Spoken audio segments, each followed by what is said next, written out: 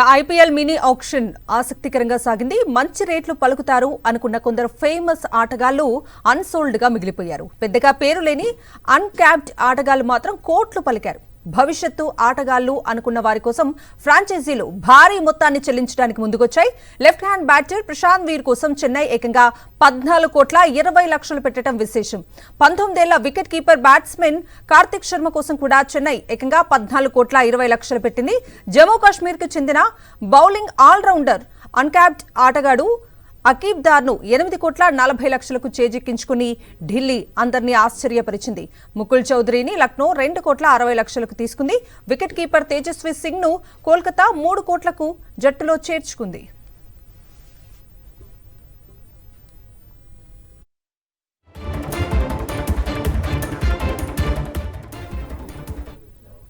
Australian allrounder Cameron green భారీ ధర పలికాడు. 25,20,00,000కు కోల్కతా నైట్ రైడర్స్ గ్రీన్ ను దక్కించుకున్నారు.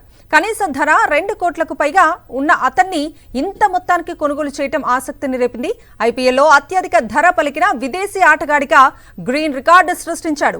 గతంలో ఆస్ట్రేలియన్ మిచెల్ స్టార్క్ ను కోల్కతా 24,75,00,000కు తీసుకుంది. ఇప్పుడు గ్రీన్ ఆ రికార్డును బద్దలుగొట్టాడు.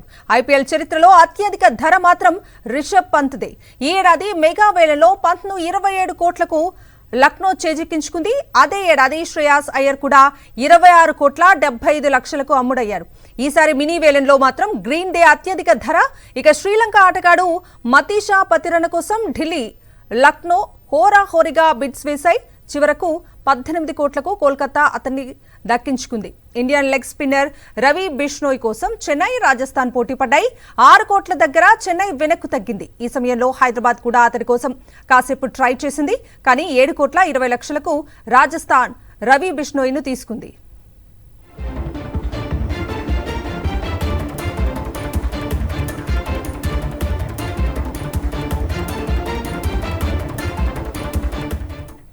ఇక మిగిలిన ఆటగాళ్ల విషయానికి వస్తే South Africa batsmen David Miller ను 2 కోట్లకు దక్కించుకుంది ఢిల్లీ క్యాపిటల్స్.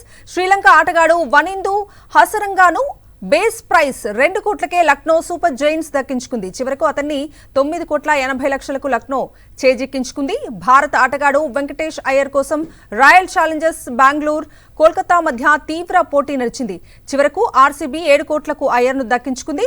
గతేడాది వెంకటేష్ అయ్యర్ను 23,75,00,000కు కోల్కతా కొనుగోలు చేసింది. ఒక్క సీజన్కే అతన్ని వదులుకుంది. అందులో 3వ వంతు మొత్తానికే ఈసారి బెంగళూరు అతన్ని దక్కించుకుంది. South Africa batter wicket keeper Quinton de Kock ను బేస్ ప్రైస్ ₹1,00,00,000 దగ్గరే ముంబై ఇండియన్స్ దక్కించుకుంది. వికెట్ కీపర్ బెన్ జకెట్ వచ్చే సీజన్లో ఢిల్లీ క్యాపిటల్ జెర్సీ ధరించనున్నాడు. ఫిన్ అలెన్ ను 2 కోట్ల బేస్ ప్రైస్ కు కోల్కతా తీసుకుంది. భారత బ్యాటర్ పృథ్వీ షాకు మినీ ఆక్షన్ లో నిరాశ మిగిలింది. అలాగే సర్ఫరాజ్ ఖాన్ ను కూడా ఫ్రాంచైజీలు పట్టించుకోలేదు. బేస్ ప్రైస్ 75 లక్షలే అయినా ఏమాత్రం ఆసక్తి చూపలేదు. న్యూజిలాండ్ బ్యాటర్ డెవాన్ కాన్వేను కూడా లైట్ తీసుకున్నారు.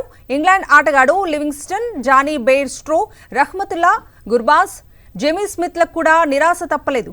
సౌత్ ఆఫ్రికా ఆటగాడు Mulder, New Zealand all-rounder Rachin Ravindra, Sri Lanka player Maheesh Theekshana, Telugu ఆటగాడు wicket keeper batsman Bharat Akash Deep, Rahul Chahar అన్సోల్డ్గా మిగిలిపోయారు. సాక్షి టీవీ ప్రసారాలను నిలిపివేయడం చట్టరీత్యా నేరం. సాక్షి టీవీ ప్రసారాల కోసం మీ స్థానిక కేబుల్ ఆపరేటర్ని వెంటనే సంప్రదించండి. డిటిహెచ్లో, ఇంటర్నెట్లో కూడా సాక్షి టీవీ ప్రసారాలను వీక్షించవచ్చు.